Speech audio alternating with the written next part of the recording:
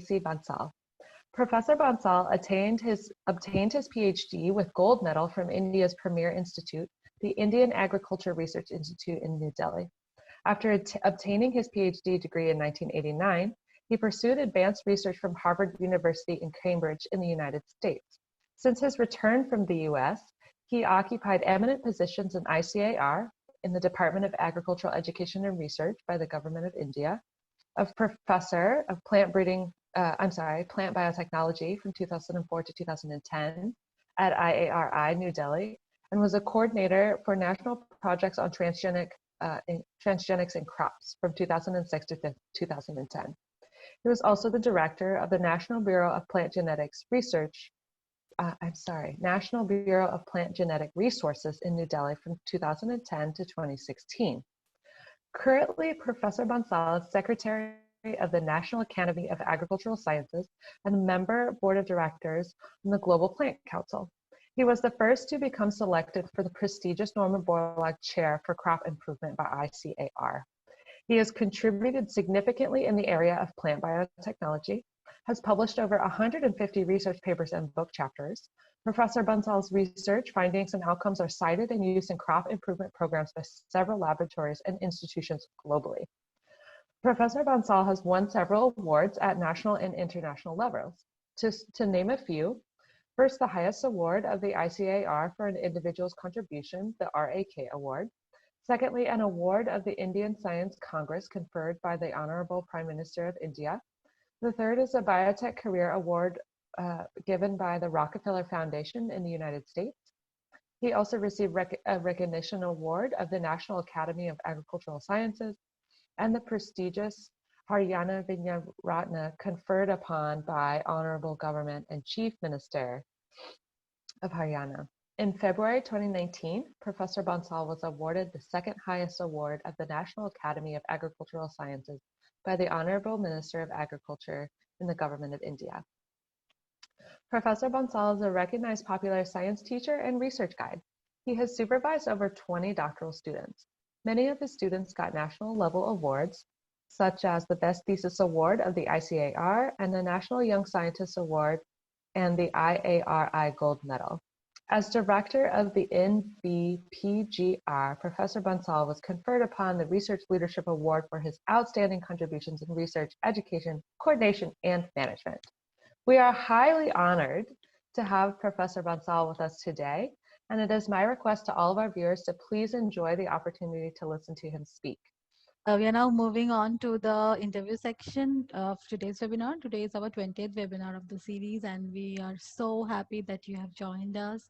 It was a wonderful and so informative. Thank you for the presentation.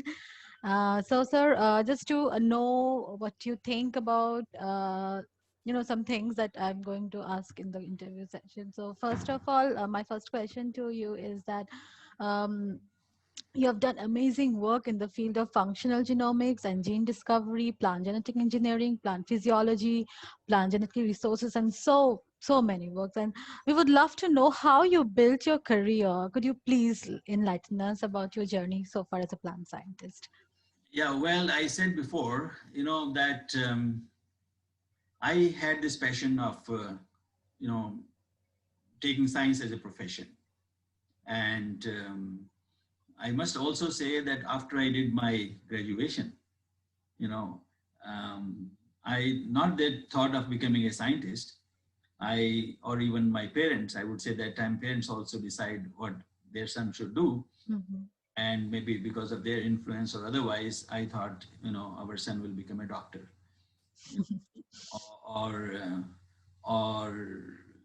Of course, I did appear in one or two, premedical tests, mm-hmm.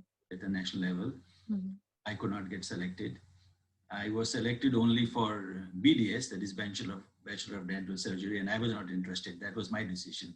Mm-hmm. Did become a dental doctor. I wish I had become one to not money now. But that time, I'm talking in 1972, 74, so I didn't want to take up dental surgery course. Mm-hmm. Mm-hmm. So after my BSc, then what I thought, again, without the influence of my parents, to become was an IAS officer. All right. And because I did not get admission in any of these medical colleges, and I didn't want to go become a dental doctor, so, and I did not get admission in masters. So what I thought I should do, I thought I should start preparation for my IAS, and we had a small room, on the first floor of our home, and that room I occupied completely and made a place for myself to study, because you have to study very hard for IAS examination. Yes. So I started preparation badly for this IAS examination, and after a few months, I came to know that I got admission for masters in Haryana Agriculture University in Plant Physiology Division, Botany Department. Okay. So I was also at the back of mind that time thinking to have degrees, because I won't be only satisfied with having only a BSc degree with me, even if. So that attracted me to join master's degree in HIVSR. And initial 6 months, I was continuing both with, master's degree as well as IAS preparation. But after 6 months, I was totally spoiled by science, and that attracted me a lot. And I said goodbye immediately to my preparation for IAS. And one of my teachers that time, Dr. Krishnamurthy, said, "You can be an excellent scientist," he thought. And then I thought, okay, I should pursue more of science, and it will give me an opportunity to earn more degrees. And I was fortunate to do my master's degree with Dr. O.P. Garg, one of the renowned scientists again, of the country, and who's again, of course, no more. So I did my master's there. And then I was selected as ARS for this, agricultural researchers examination in the same year after I finished my, master's degree. And Great. then I joined Indian Council of Agricultural Research, and the rest is the history. After my, of course, this ARS selection, I was posted in Hyderabad for 1 year. And I had no experience of working in the field. And there the institute wanted me to only work in the field, and which I was not prepared to. Okay. No such experience. I was a pure science BSc graduate.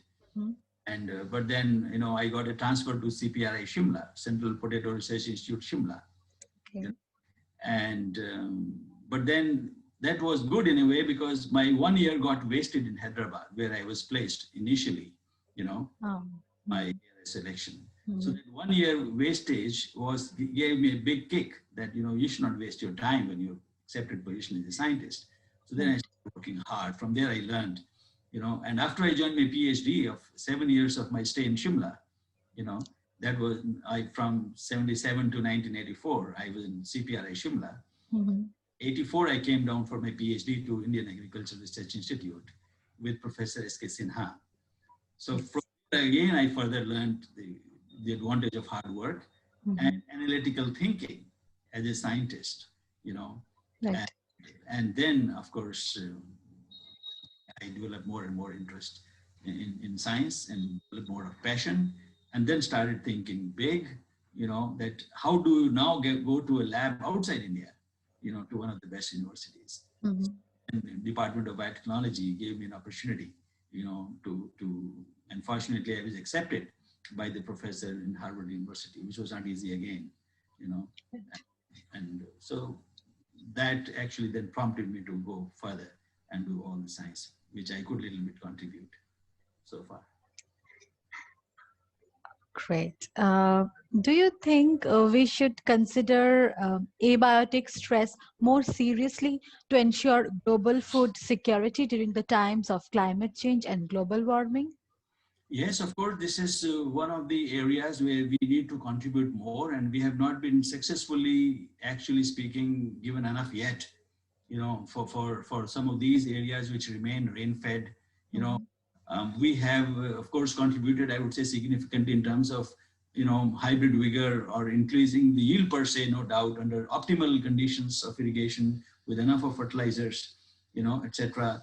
But then I think climate resilience, and particularly there's such traits related with climate resilience like tolerance to drought, salinity, high temperature, is something that we have not been able to achieve a lot, I must say, because either through conventional breeding or even through some of these advanced tools of GM or genome editing. Because these traits are quite complex in nature.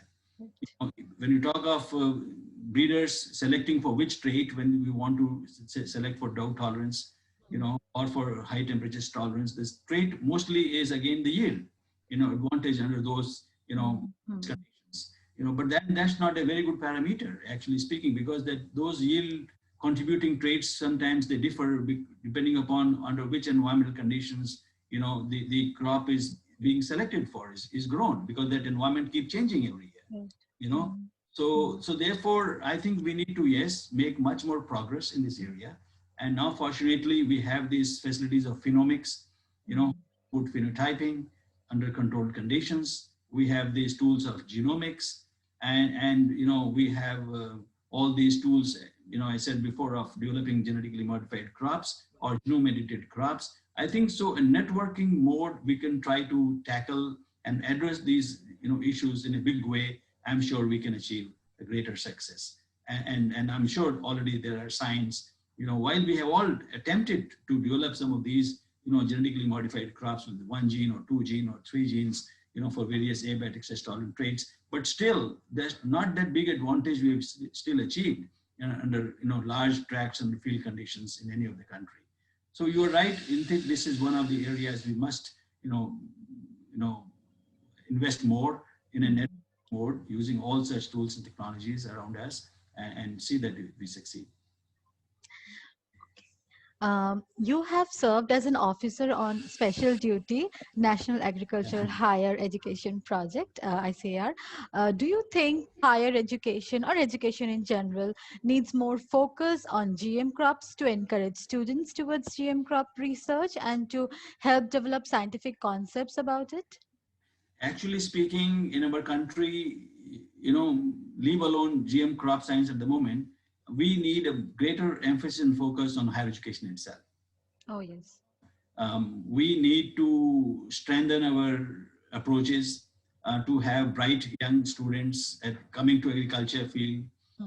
We must try to attract these talented youth, to agricultural sciences, and we must try to, modernize. And in fact, Division of Education of Indian Council of Agricultural Research is doing all such efforts in attracting, retaining the young talents, towards agricultural sciences. And we have 75 odd agricultural sciences in India, state agriculture universities in India.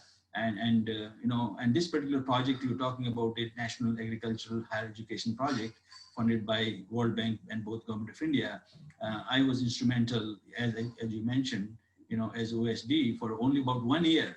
And that 1 year was quite significant for me because, with the efforts and guidance that time of Dr. Mahapatra again, who had just taken over as the General, of Indian Council of Agricultural Research, we were able to have this project of 1,100 crores of rupees, $165 million, and now, in fact, it was launched, I said, in July 2017, and about 3.5 years, it has made tremendous progress. And World Bank is quite satisfied, I was told, about the activities under this particular project.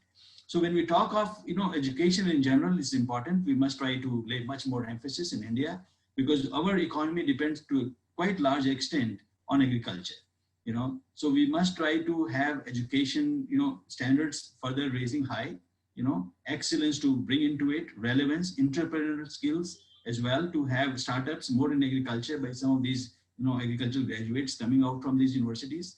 I think there's a lot of future, bright future, I would say, for some of these agricultural graduates.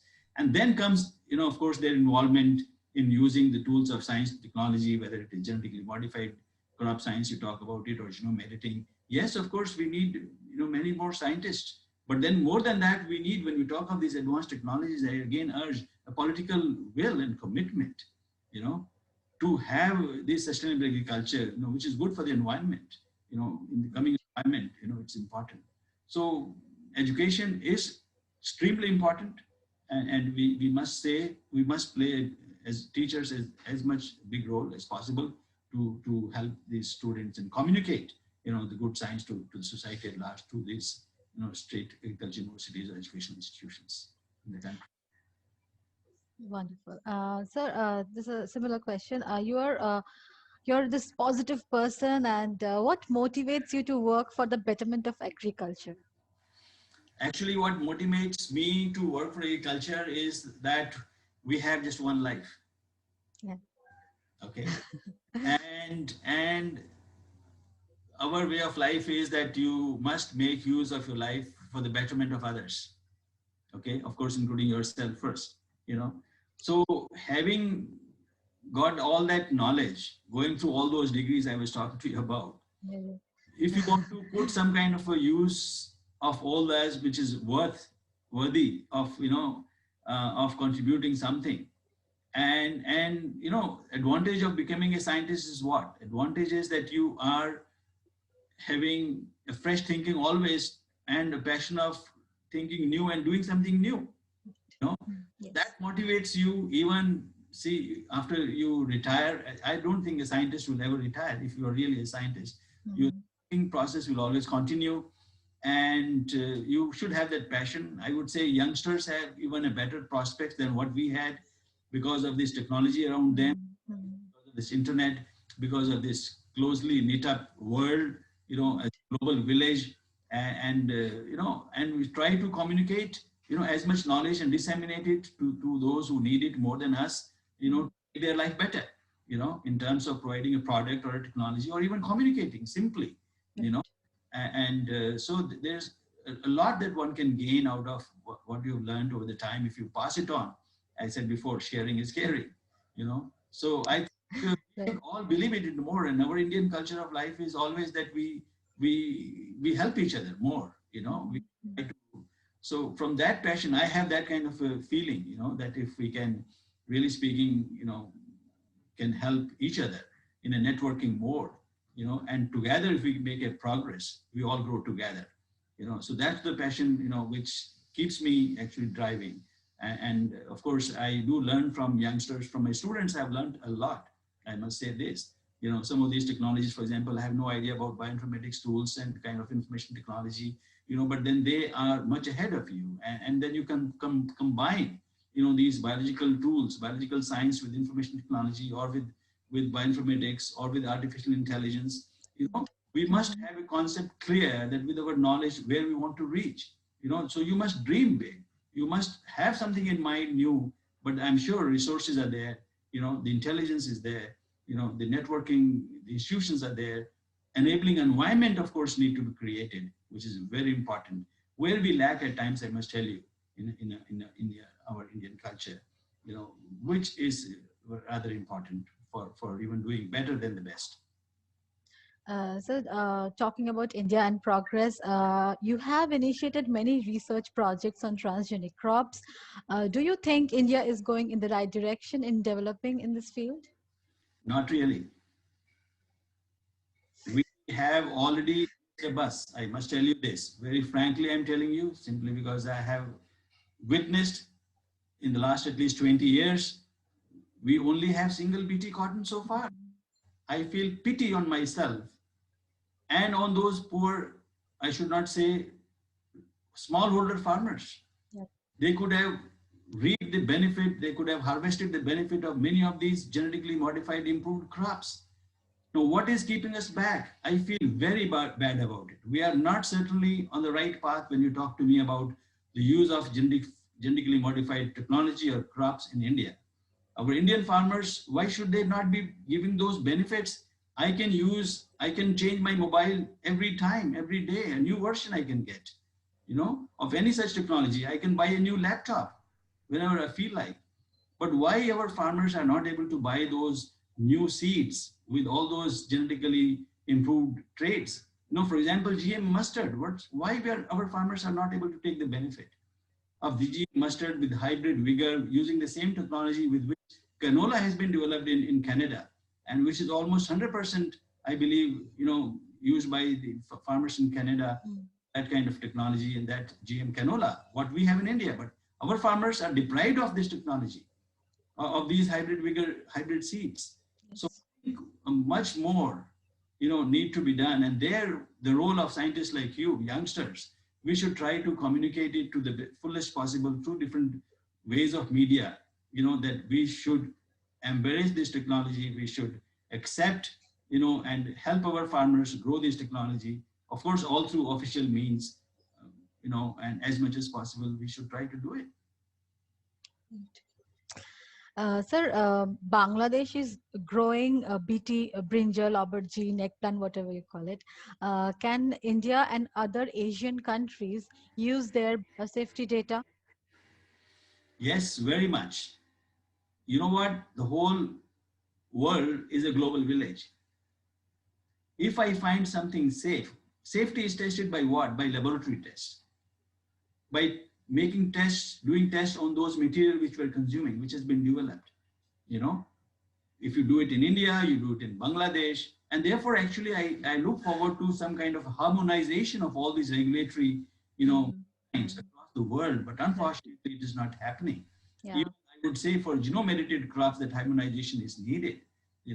If country has found, we must have that element of trust, in science, So I don't know what more we need to do as scientists. There must be something that we are really lacking. We're not able to convey to the public at large, across the globe, that why the genetic modification of crops, then other, walks in life. So I think there's something we need to worry about it. I do worry about it myself, I must tell you. And I wish there is a kind of environment created across the world that there is a lot of trust in science, and we develop these products for the welfare of not one person in one country, but all across. All humans are alike, metabolism point of view. So I think we need to develop such mechanism globally and promote, that it reaches to all those unreached, the last mile, or those poor, unnourished, children, of any corner in the world. They should all benefit of it, and sooner the better. Yes. So what do you think? How many years does India need to commercialize GM food crops? How many? Years. Oh, how many years do India need to commercialize? Yes, food crops, GM food crops. Why you need, we're talking of years? I would say it should be released tomorrow. No. Yeah, I mean, like, I'm not, waiting for years. We have waited years. No, we are waiting. So, I mean, it won't happen overnight. It can happen. It's a question of only, I said, political will and commitment for the welfare of the society at large, for those farmers. Right. I mean, it should, yes. And for the economy to grow, for making the environment clean. If we're talking of organic agriculture, this could be an integral component of organic agriculture. With the UT cotton somewhere in US, I believe they've been able to eradicate that pest as an integrated pest management technology, of which BT cotton is one of the components. So we can do wonders, So therefore, I'm saying, sorry, not years, not even hours.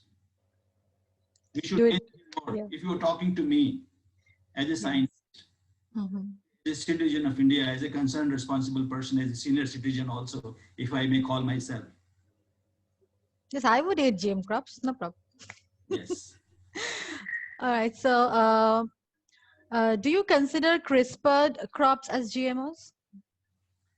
Well, it depends, which type of CRISPR we are talking about it. If we are talking about SDN1, which is the repairing of the double-stranded DNA break as a result of non-homologous end joining, which results into some kind of a insertion or a deletion of a variable length of any targeted gene to mutate, their gene function.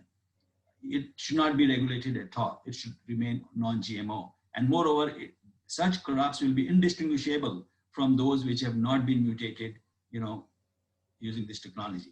And we have been eating or developing varieties world over, thousands of different crops by random mutagenesis through chemical means or through radiation.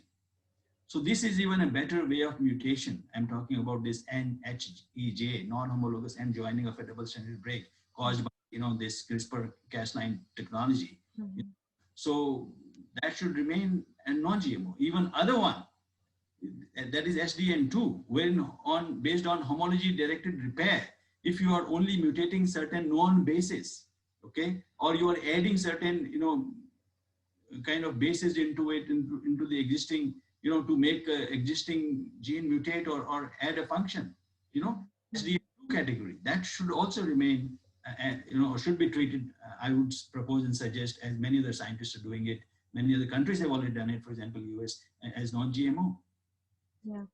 The third category, wherein you replace the whole gene or you add altogether a foreign gene, therein, yes, as a normal classical GM technology, it should be regulated.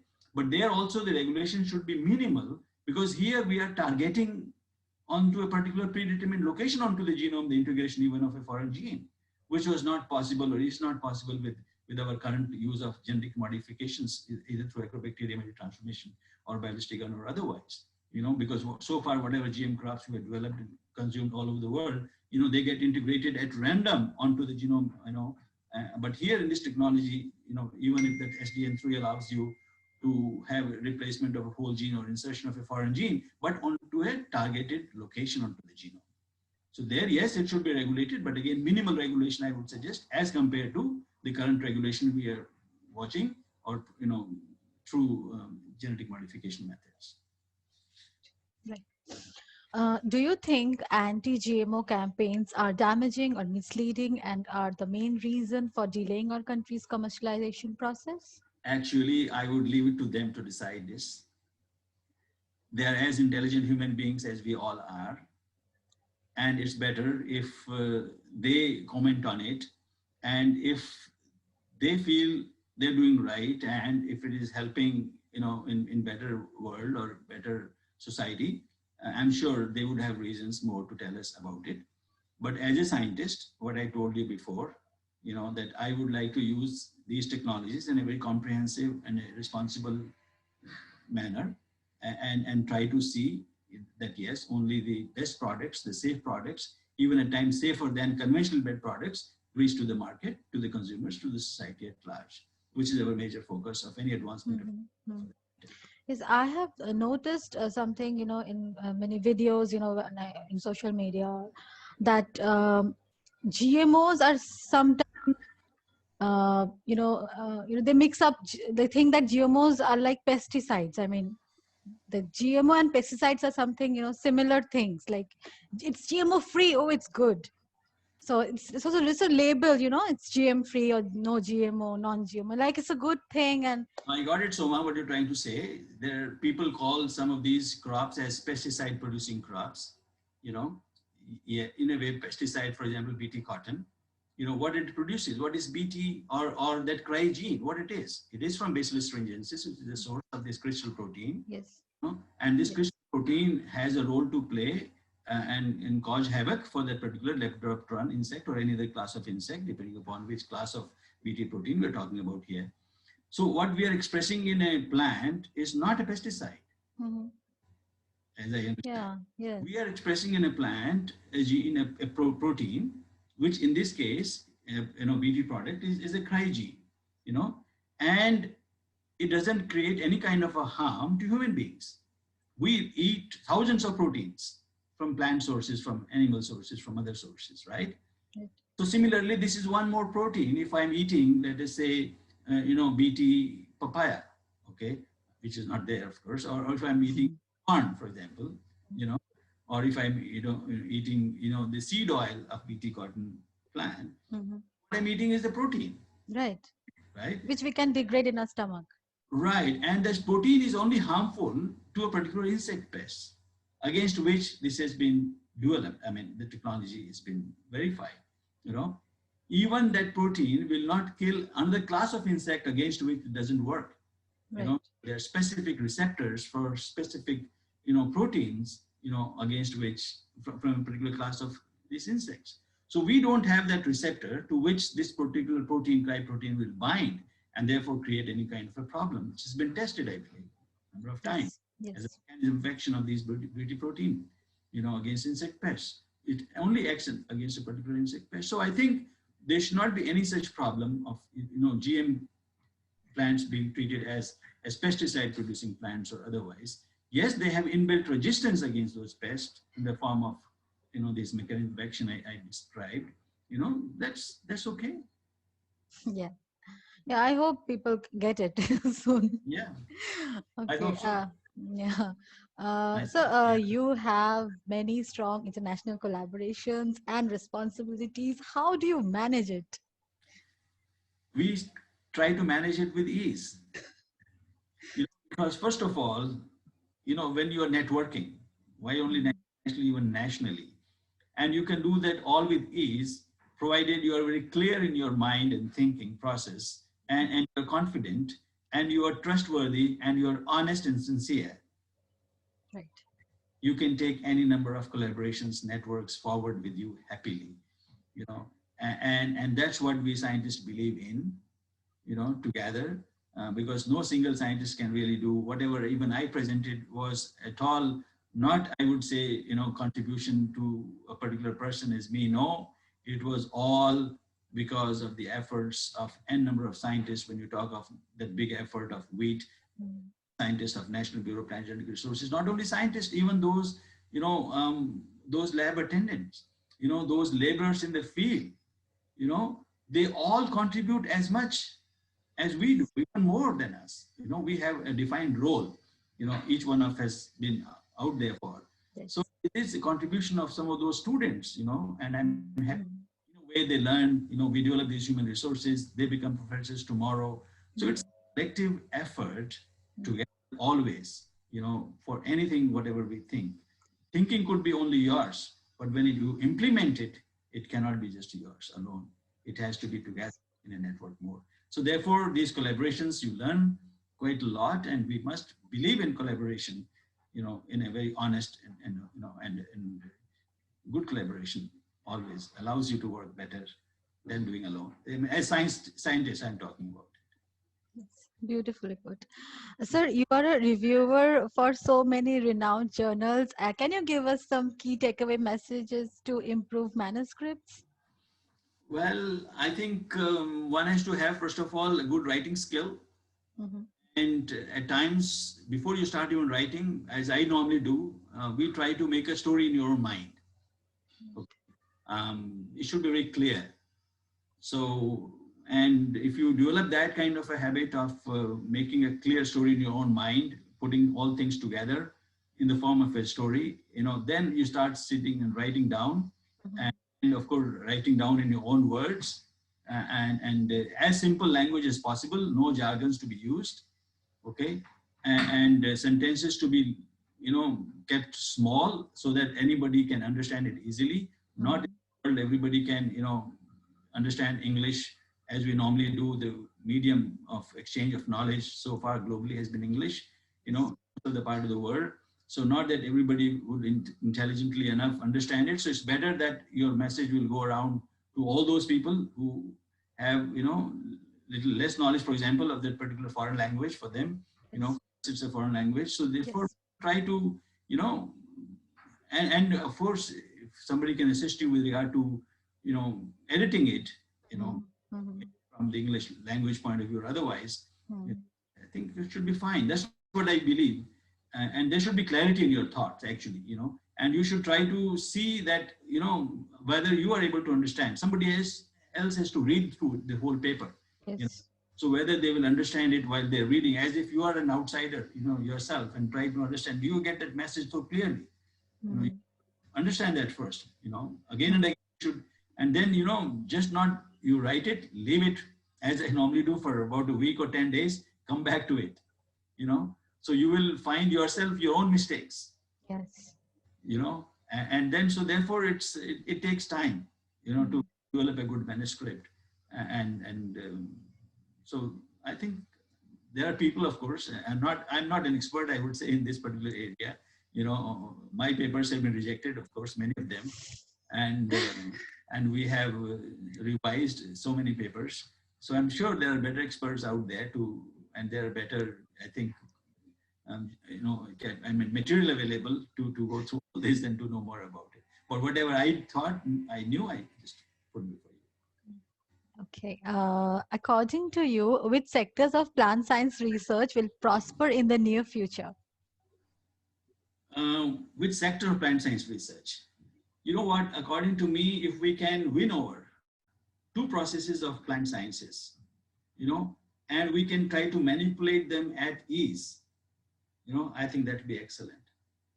Though we understand those processes very well, not to the full extent possible that we can start manipulating it with ease at our will.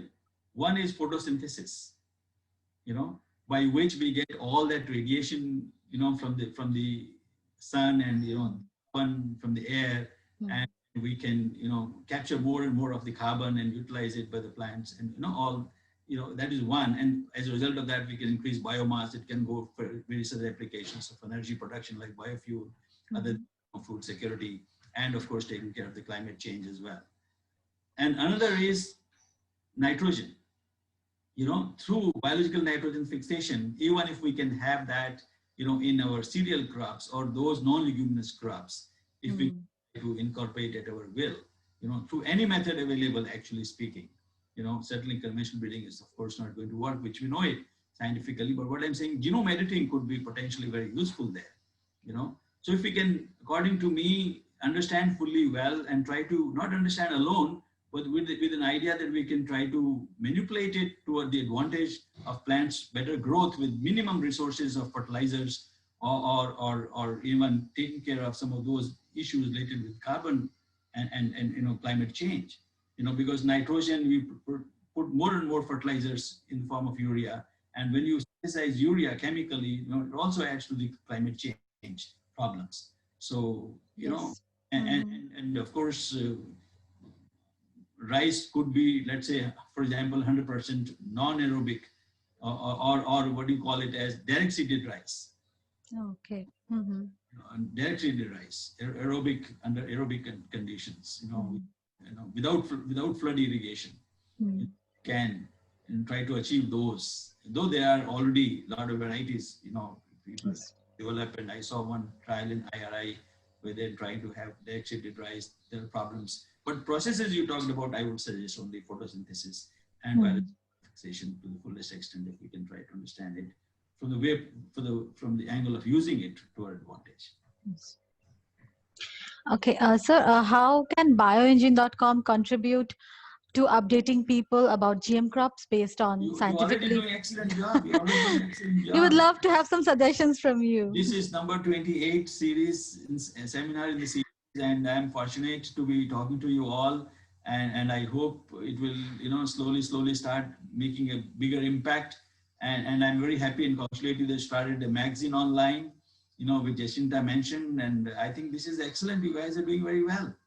Thank you, sir. If any ideas come over, I would certainly be available anytime. We can discuss it over. Yes. And but sure, I think Bioingene has a long way to go. It's only a humble start, small beginning, and I'm sure you will further grow. And this is a very good effort, I must say this, particularly during this period, when you are restricted in traveling and utilization of all this technology. And thanks to those who discovered all this internet, Bill Gates. And, yes, definitely. Thanks to them. And the IT professionals, So thanks to them as well, actually speaking, to allow us to utilize our time, knowledge, sitting miles apart, thousands of miles apart throughout the globe. So I'm sure we have to find better ways as well, more means available, and disseminate knowledge. It's important. You're right. And as we are at the end of the interview session, we would love to hear from you some words of advice to the students and scholars who are new to the field of research. Well, I think I have already said enough if they have taken note of it in between. And otherwise, the only thing I would like to tell them that they should try to have that confidence of doing anything new, and even if they have little knowledge gap or they have a problem in the language to convey, but they must always try to learn whatever the best from the surroundings, and try to intelligently pick up any good idea and interact freely with any other scientist friend or a student friend and develop a hypothesis and start working on it. Unfortunately nowadays, frankly speaking, there's little problem of trusting each other, that this is my idea will be stolen by others. Yes. But somehow I'm of a different opinion altogether. that we should trust people as much as possible, even if, they're stealing your idea. Of course, one should not, but one at the most try to, work together. But what I'm saying is still, again, I think one should develop that habit of collaborating as much as possible, trusting people and trying to see that, yes, we can, take our own knowledge and use it and develop some new hypothesis, further down and develop on it. There are many examples, actually speaking, in our own country, whom they can emulate, not me. I mean, there are many other examples I'm saying, whom they can emulate, and they can become examples themselves for others. I tell you, so we have all this ingenuity, that kind of a brain, and try to, only thing is, take it as a passion, that's something very important. If you want to do science, you have to have that passion. If you can take it as a job, though job is important, you have to have your own livelihood, you have to earn money, everything is important. But at the back of mind, you must also 24/7 have that passion of delivering something new, thinking new, and going out to the world that, hey, see, I have done this. Yes. And must come out generation by generation better than what the previous generation would have done. Yes.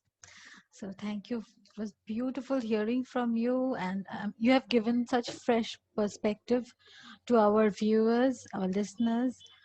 Thank you, sir. And I will like to go back to Shubha now, and let's see what he has to say. Thank you. It was a pleasure for me for such a long session. Yes, thank you, sir, for being so patient and bearing with us. No, it's fine. I've enjoyed it so far, so good. Why not?